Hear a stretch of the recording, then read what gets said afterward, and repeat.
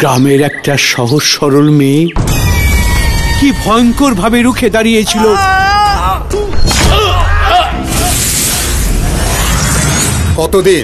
কতদিন ওরা আমাকে দাবায় রাখবো?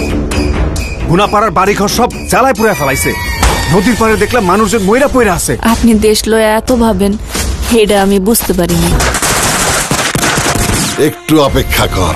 আমিন, আর দেরি না করিয়া তোর বুবুরে নিয়ে পালা। নাসিমার কি হয়েছে নরেশ দা? নারী আর পুরুষ সবাই বাংলা মায়ের সন্তান। আমার বুকটা ছটফট করতেছিল। আস্তে কথা কও মা, আস্তে কথা কও। মুখ দইব সবাই রে। পশ্চিম পাকিস্তানিরা আমাকে সেই অধিকার দিতে চাইবো না, সেই জন্য আমাকে সংগ্রাম করতে হইব। আগুন লাগাইয়া দেব।